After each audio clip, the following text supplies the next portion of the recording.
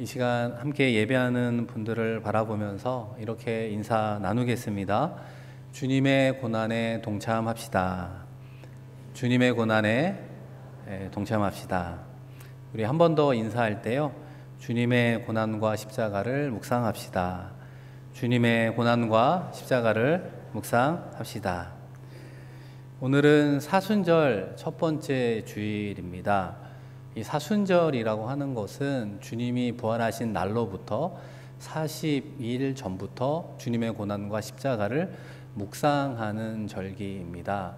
그런데 6번의 주일을 빼다 보니까 지난주 수요일, 제 수요일로부터 사순절이 시작이 되었습니다. 그런 의미에서 오늘은 이 고난이라고 하는 주제로 하나님의 말씀을 함께 나누려고 하는데요. 이 고난을 가리켜 흔히 불청객이라고 표현을 하잖아요. 우리가 청하지 않은 친구나 고객이라고 표현하는 것처럼 인생 가운데 그 누구도 고난을 달가워할 사람은 없습니다. 우리가 예수를 믿는 것도 고난 없는 행복한 삶을 살기 위해서 이렇게 생각하는 분들도 있을 수 있습니다. 사실 죄인은 무슨 일을 해도 이 자기의 유익을 구하는 사람들이기 때문입니다. 그래서 자기밖에 모르는 사람, 그 사람이 죄인의 가장 큰 특징이라고 말할 수 있습니다. 앞서도 말씀드린 것처럼 우리의 신앙생활도 어찌 보면 그렇게 시작하는지 모르겠습니다. 예수를 믿겠다고 교회를 찾아왔습니다. 신앙이라는 이름으로 열심히 신앙생활을 하지만 솔직하게 우리의 모습을 살펴보면 그 신앙이라는 이름으로 내 욕망을 채워줄 생각으로 신앙생활을 영위하고 있는지 모르겠습니다. 궁극적으로 우리의 구원자 되신 예수를 믿는 것도 나에게 유익이 있는 거 아니야? 라고 하는 질문에 대한 답을 갖고 있기 때문입니다. 일반적으로 종교란 무엇일까요? 자기의 욕망을 채워주는 수단에 불과한 것입니다. 그래서 사람들이 아쉬우면 신을 찾고 자기의 소원을 들어달라고 빌게 되어 있습니다. 이 세상에는 수많은 신들이 있죠. 그 신들마다 인간의 필요에 의해서 만들어졌습니다. 그래서 각자 필요한 신을 찾아서 그 마음의 소원을 빌고 있는 것입니다. 하나님께서 시내산에서 모세에게 주었던 계명이 있잖아요. 우리가 알고 있는 십계명인데 그 십계명의 첫 번째가 무엇입니까? 나 외에는 다른 신을 두지 말라.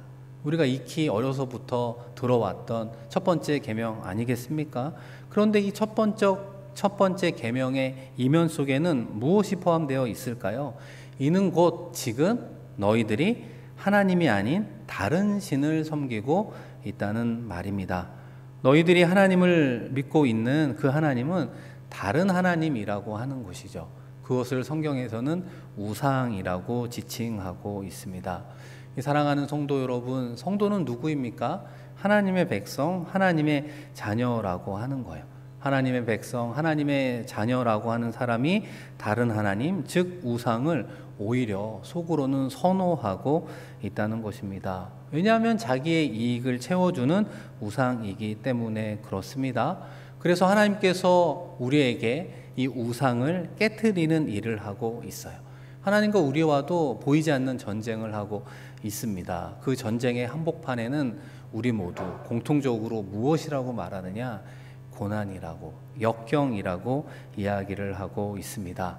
구약의 이스라엘의 역사를 살펴보면 공통적으로 하나님은 이 고난을 통해, 역경을 통해 죄인들의 소욕을 거두어 가는 방식으로 일하고 있습니다. 우리가 성경을 보아야 하는 또 다른 관점일 수도 있습니다. 그런데 이 고난 앞에 모든 사람들의 공통적인 반응이 무엇입니까? 그 고난과 역경을 받아들이기보다는 반발한다는 것입니다. 원망하는 것이죠. 소리내어 울음을 터뜨립니다. 하나님, 너무하십니다. 왜 나에게 이리도 힘든 고난을 허락해 주었습니까? 이렇게 원망하게 됩니다. 우리가 본능적으로 원하는 길은 무엇입니까? 육신의 정욕, 안목의 정욕, 이생의 자랑거리를 우리는 쫓아가고 있습니다. 그러나 하나님께서 우리에게 원하는 하나님의 자녀의 길, 성도의 길은 무엇일까요? 세상에 대한 정과 욕심을 오히려 죽이는 것이죠. 사도 바울의 표현처럼 십자가에 못 박는 것입니다. 그렇기 때문에 성도는 날마다 육신의 소욕과 성령의 소욕이 싸우는 영적 싸움을 살아가고 있습니다. 우리의 힘으로는 이 죄성을 이길 수가 없죠. 물리칠 수가 없습니다. 그렇기 때문에 하나님께서 오히려 우리에게 고난과 역경을 허락하신다라고 하는 겁니다. 그런데 중요한 사실은 무엇입니까? 하나님의 자녀인 우리에게만 그 고난을 허락하시는 것이 아니라 하나님은 독생자 예수님에게도 그 죽음의 고난을 허락해 주었음을 기억해야 되는 것입니다. 그 죽음의 십자가 앞에 서 있던 예수님이 아버지 하나님을 향해 기도합니다.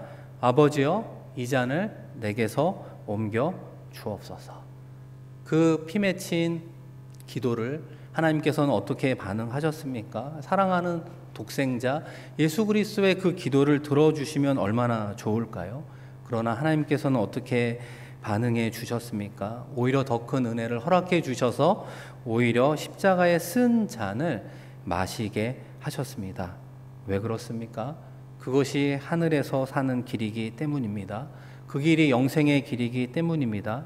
이것이 우리는 지금은 다 알 수 없지만 하나님 아버지의 사랑인 것입니다. 그 누가 이 깊고 깊은 아버지 하나님의 사랑을 헤아릴 수 있겠습니까? 사랑하는 성도 여러분, 여러분의 삶의 자리에 고난이 찾아왔습니까? 여러분이 지금 역경의 가운데 여러분이 머물러 있습니까? 이 고난은 그 자체로만 볼 것이 아니라 고난 속에 숨어 있는 하나님의 뜻이 있다는 것입니다. 고난 가운데 끊임없이 우리와 함께 하시고 사랑하시는 하나님의 사랑의 손길이 숨어 있다는 것입니다. 궁극적으로 고난의 끝에 하나님의 축복이 있음을 우리에게 말씀하고 있습니다. 오늘 본문 말씀의 주인공이 누굽니까? 의인이라 알려진 욥의 고난의 이야기를 함께 나누고 있습니다. 여러분, 욥의 고난 여러분 정말 다 아시죠? 우리 인생 가운데 한 번 겪어도 힘들 그런 고난이 연속적으로 찾아왔습니다. 몸을 가눌 틈도 없이 밀물처럼 욥에게 닥쳐온 것이 아니겠습니까? 욥도 그런 생각을 했을 것 같아요. 동방의 의인이고 하나님 앞에 사람 앞에 늘 신실하게 살아온 나에게 이 엄청난 고난을 하나님은 왜 허락해 주었을까요? 여러분, 욥기 1장 1절은 어떻게 시작하고 있습니까? 우스 땅에 욥이라 불리는 사람이 있었는데 그 사람은 온전하고 정직하여 하나님을 경외하며 악에서 떠난 자더라. 1장 1절에서 욥이 어떤 사람인지를 보여주고 있습니다. 앞서 말씀드린 것처럼 하나님과 사람 앞에 신실하고 존경받는 삶 그 자체를 살아갔던 대표적인 의인이 바로 동방의 욥이라고 하는 사람이었습니다. 그런데 어느 평화로운 날 욥은 10명의 자녀들이 예기치 않은 사건으로 죽었다는 죽음의 소식을 듣게 되었습니다. 평생 모아놓았던 재산은 흙먼지가 되어 덧없이 공중으로 사라져가는 것을 경험하게 되었습니다. 그리고 욥의 건강은 어떻습니까? 정수리로부터 발까지 종기가 나서 질그릇 조각으로 긁지 않고는 살아갈 수 없는 그 질병이 그에게 다가왔습니다. 고난과 역경 가운데 있는 욥, 그의 아내는 어떤 말을 했습니까? 위로는커녕 하나님을 욕하고 죽어라 저주하며 그의 곁을 떠나고 말았습니다. 그리고 욥의 친한 3명의 친구들이 고난의 소식을 듣고 찾아왔습니다.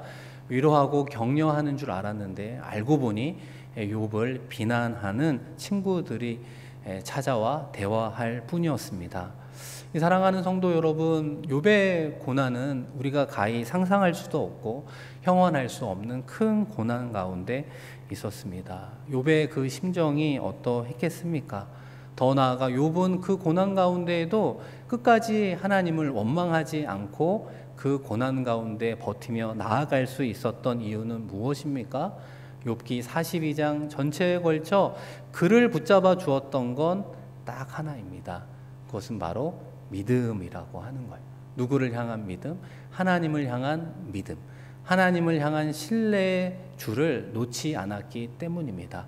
주신 이도 하나님이시오 가져가신 이도 하나님이라고 하는 인생의 주관자 되신 그 창조주 하나님을 향한 믿음과 신뢰의 줄을 놓지 않았습니다.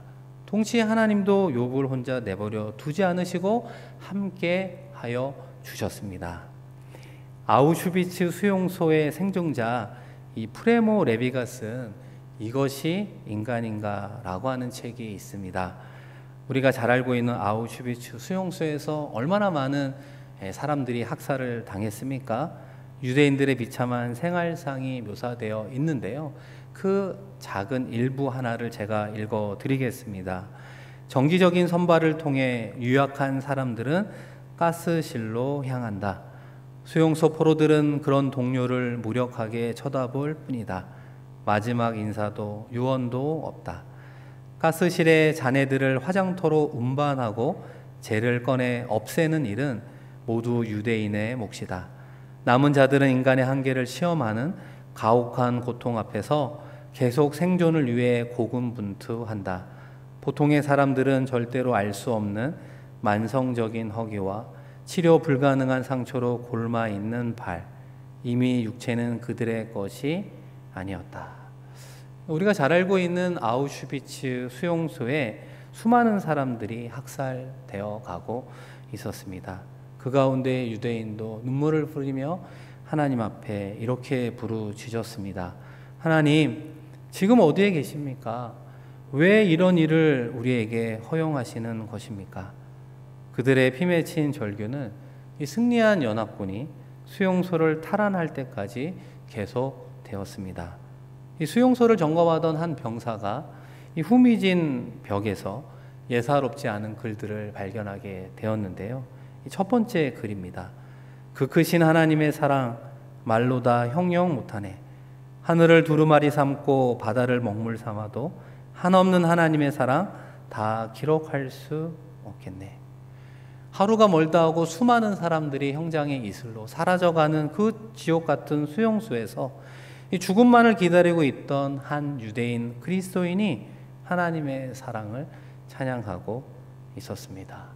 참으로 놀라운 사실이 아닐 수 없죠. 그런데 그 밑에 그 병사의 시선을 사로잡은 또 하나의 문장이 있었습니다. 하나님께서는 바로 여기에 계십니다. 하나님은 다른 곳에 계신 것이 아니라 이 아비규환의 죽음의 자리, 이 고통의 자리, 이 눈물의 자리에 하나님은 함께 계십니다. 그런 신앙의 고백이 그 벽에 문구로 남아 있다라고 하는 것입니다. 우리의 인생에는 늘 햇볕이 내리쬐는 좋은 날만 있는 건 아니잖아요. 때로는 칠흑같이 어두운 밤이 고난과 역경 가운데 찾아옵니다. 하나님께서는 인간의 생애에 번영의 날과 역경의 날을 병행하신다고 이 솔로몬, 이 전도자는 인생 가운데 깨달으며 우리에게 이런 말씀을 주고 있습니다. 전도서 7장 14절인데요. 우리 한번 화면을 보면서 같이 읽겠습니다. 형통한 날에는 기뻐하고 공고한 날에는 되돌아 보아라. 이 두 가지를 하나님이 병행하게 하사 사람이 그의 장래일을 능히 헤아려 알지 못하게 하셨느니라. 이 번영의 날에 기뻐했다면 역경의 날에는 슬퍼하는 것이 논리적으로 자연스러울 것입니다. 이해가 되시죠? 어렵고 힘들 때 당연히 슬퍼할 수 있는 것 아닙니까? 그런데 성경은 우리에게 무엇을 권면하고 있습니까? 역경의 날에 되돌아보아라 말씀하고 있는 거예요. 이 말은 생각해 보아라. 지난 날을 성찰해 보아라. 이렇게 권면하고 있습니다. 사랑하는 성도 여러분, 지금의 고난과 역경의 한가운데 있을 수 있을 것입니다. 여러분은 그 고난 가운데 어떤 생각, 어떤 마음을 먹으며 살아가고 있습니까? 역경이 올 때 대부분의 사람들은 슬퍼하며 때로는 낙심하고 때로는 원망하며 시간을 보내고 있다는 것입니다. 그러나 하나님께서는 전도자를 통해 우리에게 어떤 말씀을 주는 것입니까? 역경 앞에서 계속해서 낙심하고 슬퍼할 것이 아니라 그 낙심의 자리, 슬픔의 자리, 원망의 자리에서 다시 한번 일어나 우리의 인생을 생각해 보십시오. 우리의 인생을 되돌아 보십시오. 우리의 인생을 성찰해 보십시오. 이렇게 권면하고 있습니다. 나에게 어떠한 상황을 주시든지 내 인생의 주관자가 되신 분이 하나님이구나 라고 하는 그 믿음이 정말 우리 가운데 있는지를 생각해 보십시오 라고 말하고 있는 것입니다. 그 믿음만이, 그 신뢰만이 우리의 고난과 역경을 이기는 첫걸음이 되기 때문입니다. 그런 고백을 하게 되면 우리는 자연스럽게 어떤 신앙인의 길을 걸어가게 됩니까? 욥의 고백처럼 주신 이도 하나님이요 거두어 가시는 이도 하나님임을 고백하며 고난과 역경을 하나님께 올려드리게 되는 것입니다. 그리고 그 고난이 끝난 이후에 무엇을 깨닫게 됩니까? 고난 이전보다 하나님을 더욱더 사랑하게 되고 하나님을 고난 이전보다 더욱더 신뢰하고 믿으며 살아가는 존재가 되었음을 깨닫게 되는 것입니다. 바로 이런 고난을 통해 하나님을 더 깊이 알아간 이 대표적인 사람 중에 한 명이 이어령 교수라고 말할 수 있습니다. 우리 지난달 26일에 별세하셨잖아요. 이 시대의 지성인, 이 초대 문화부 장관을 역임했던 이 대표적인 지성인으로 평가받고 있습니다. 그런데 우리는 신앙인으로 또 다른 일화가 있는 거 다 아실 겁니다. 이 이어령 교수가 70이 넘어 세례를 받고 예수님을 구원자로 고백한 그리스도인이 되었다는 이야기를 들었을 것입니다. 여러분, 어떤 계기가 되어서 그가 크리스찬이 되었습니까? 그의 사랑하는 딸 이민아 씨, 나중에는 목사님이 되셨고 10년 전에 먼저 하나님의 부르심을 받았잖아요.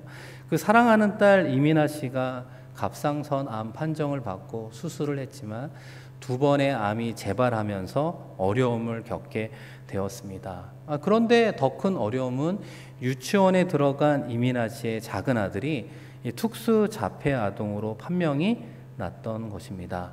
그 이민아 씨의 고백 가운데 지난 10년간 얼마나 많이 울었는지 울지 않고 잠든 적이 거의 없었습니다. 고백하고 있습니다.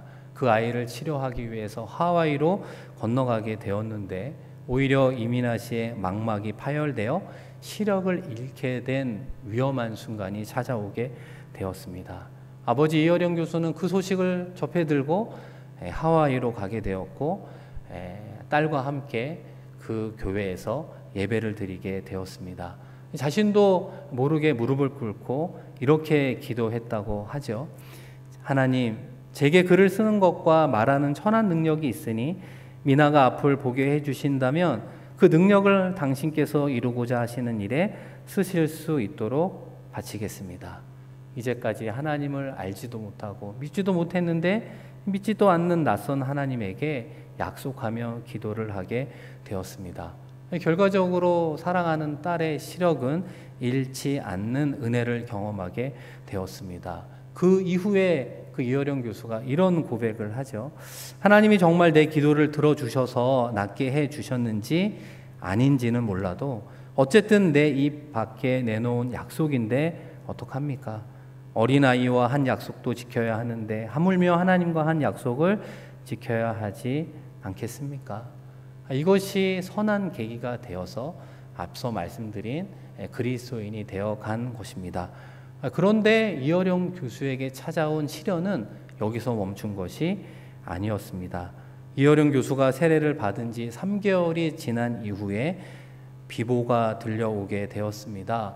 첫 외손자가 25살의 나이에 세상을 떠나게 되었습니다. 이 버클리 대학을 졸업하고 법조인으로서의 꿈을 가지고 있었습니다. 그런데 갑자기 원인을 알 수 없는 병에 걸렸고 병원에 옮겨간 지 19일 만에 숨을 거두게 되었습니다. 이어령 교수는 이 첫 외손자가 특별히 사랑스러웠던 이유는 그 이민아 씨가 바쁜 와중에 이 할아버지 내외가 이 첫 손주를 키웠다라고 알려졌기 때문입니다. 그러면서 이어령 교수가 이런 이야기를 하죠. 이것이 바로 성경에서 말하는 하나님의 시험입니까? 하나님, 저는 나이도 많고 허약해서 시험을 이길 힘도 없습니다. 저는 어떻게 해야 합니까? 이런 고백 가운데 하나님을 찾지 않고 슬픔 가운데 시간을 보내다 이런 생각이 마음에 와닿았다고 합니다. 이 세상에 손자를 잃은 할아버지가 나 혼자뿐이겠는가? 부조리하게 까닭 없이 죽어가는 아들, 딸들이 얼마나 많은 세상인데 인간사의 삶과 죽음을 모두 하나님과 연관시켜서는 안 되겠다라는 생각이 들면서 다시 하나님의 말씀을 읽기 시작했습니다. 그러면서 이어령 교수가 그 고난 가운데 찾은 답을 주는 성경 구절이 하나 있습니다. 여러분, 하박국 3장 17절 18절 말씀인데요. 우리 화면을 보면서 한 번 더 같이 읽겠습니다. 비록 무화과 나무가 무성하지 못하며 포도나무에 열매가 없으며 감람나무에 수출이 없으며 밭에 먹을 것이 없으며 우리의 양이 없으며 외양간에 소가 없을지라도 나는 여호와로 말미암아 즐거워하며 나의 구원의 하나님으로 말미암아 기뻐하리로다. 아멘. 여러분, 이 구절 말씀을 잘 보시면 이 고난의 입장에서 생각해 보면 여러분의 고난과 역경이 무엇입니까? 무화과 나무가 무성하지 못하기 때문이죠. 포도나무에 열매가 없기 때문 아닙니까? 감람나무에 수출이 없다는 거예요. 밭에 먹을 것이 없고 우리에는 양이 없기 때문에 그것을 우리는 고난이라고, 역경이라고 공통적으로 이야기할 것입니다. 그런데 하박국 선지자가, 이어령 교수가 무엇을 깨달았습니까?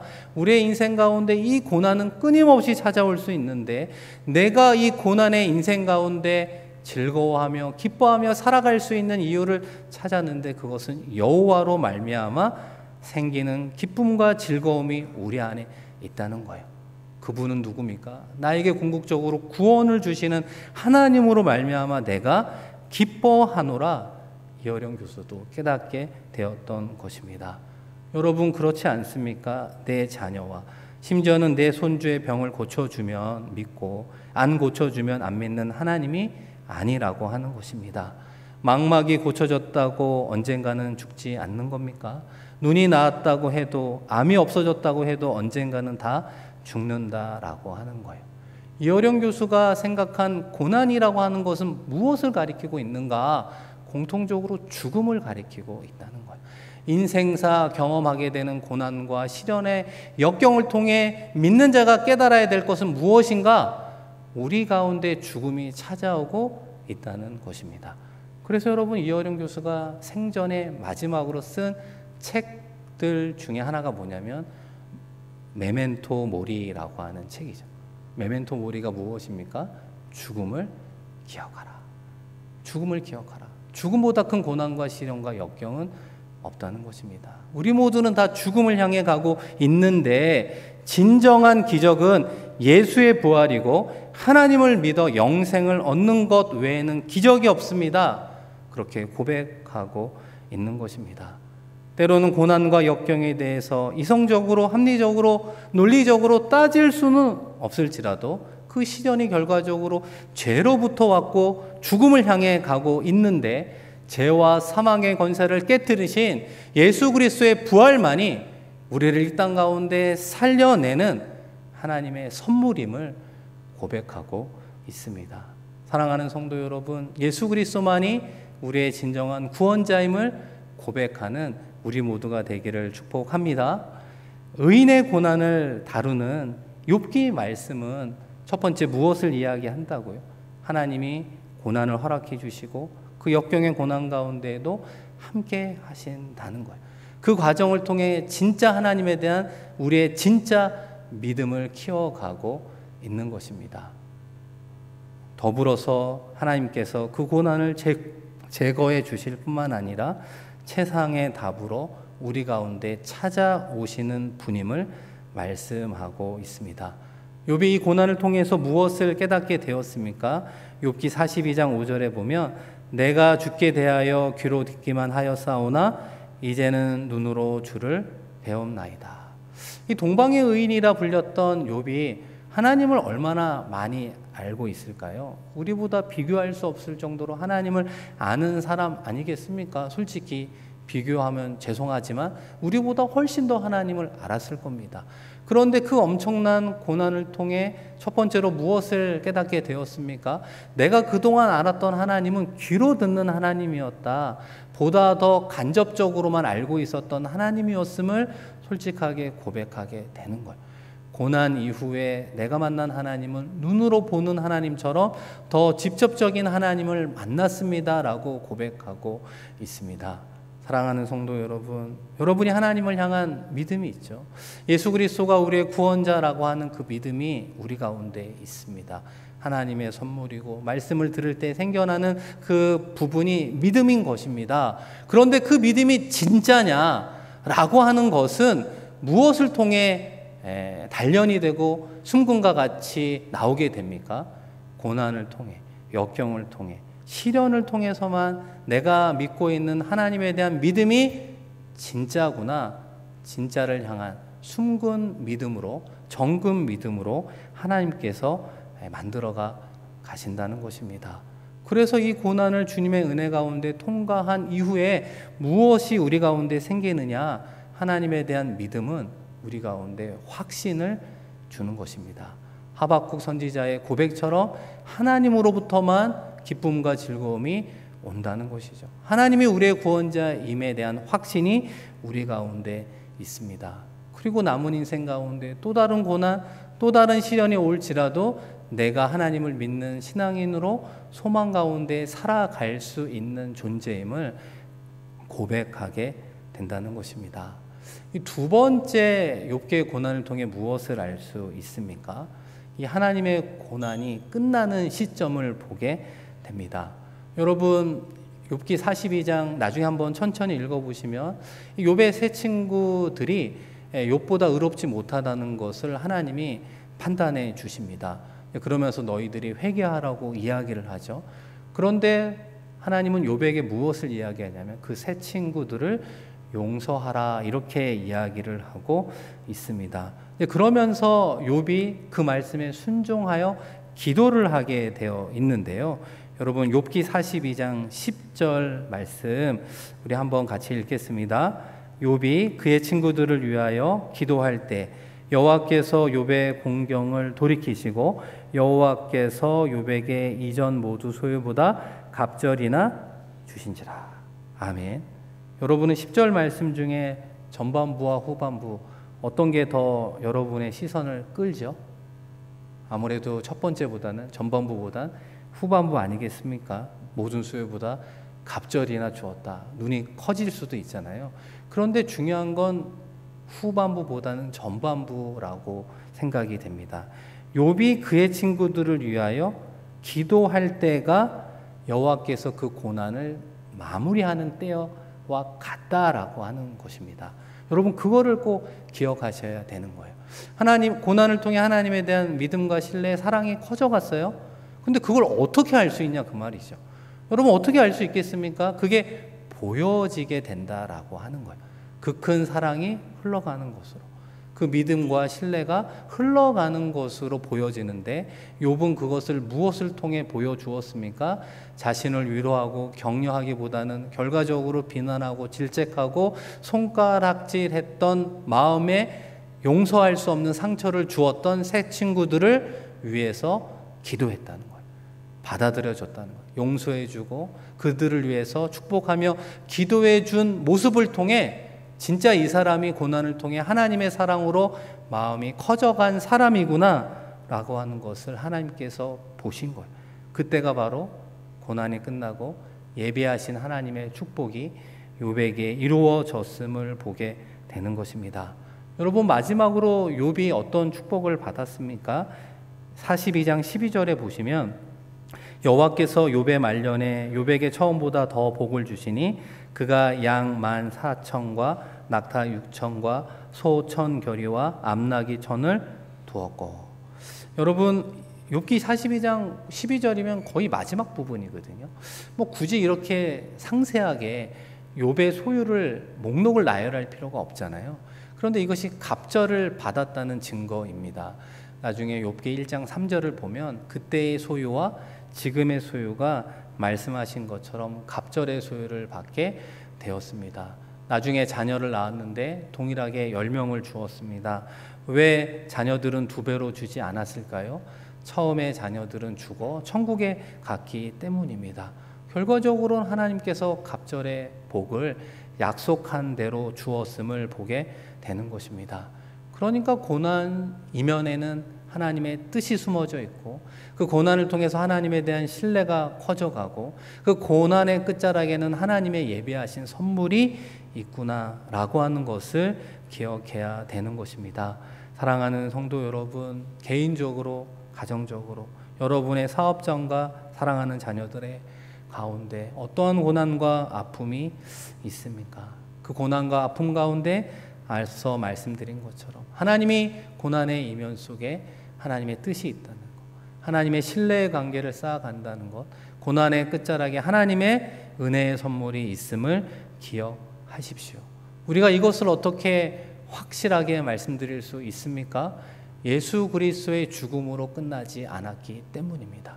사랑하는 아들 예수 그리스도에게 죽음의 십자가를 허락해 주셨지만 그 죽음과 사망의 권세를 깨뜨리고 부활하신 예수 그리스도, 그 예수 그리스도를 통해서 우리에게 구원의 길, 영생의 길을 열어주신 하나님이 우리와 함께하고 있기 때문입니다. 어찌 보면 평화의 시간보다 고난의 시간 속에 우리는 하나님의 음성을 더 잘 듣고 하나님의 역사를 더 잘 보고 하나님의 손길을 더 깊이 누리게 될 것입니다. 고난이 유익이다라고 고백한 시편 기자의 그 고백이 이 시간 우리의 고백이 되었으면 좋겠습니다. 고난을 통해 역사하시는 하나님, 살아 응답하시는 그 하나님을 만나 누리는, 귀로만 듣는 것이 아니라 눈으로 뵙는 하나님의 은혜를 누리는 우리 모두가 되기를 주의 이름으로 간절히 축원드립니다. 우리 이 시간 함께 말씀을 기억하며 기도하겠습니다. 여러분의 삶의 자리에 어떤 고난, 어떤 역경과 아픔이 다가왔습니까? 눈물 흘릴 수밖에 없고 낙심할 수밖에 없고 때로는 원망할 수밖에 없어요. 주변에 나를 정말 알고 헤아리며 위로하는 사람들도 없을 때도 있을 수 있습니다. 그러나 그 고난 가운데 하나님은 함께 계십니다. 그 고난의 자리에 함께 눈물을 흘려주시고 때로는 고난의 눈물을 닦아주시며 다시 한번 주님의 그 손을 붙잡아 주시며 일으켜 세워주십니다. 그 고난의 역경의 과정 속에 우리의 믿음을, 우리의 신뢰를 쌓아가고 있습니다. 우리 주님과 함께 손 붙잡고 고난의 터널을 통과하여 그 끝에 예비하신 하나님의 은혜의 선물을 누리며 나아가게 하여 주옵소서. 또한 3월 9일 대선인데요. 대선을 위해서도 기도합시다.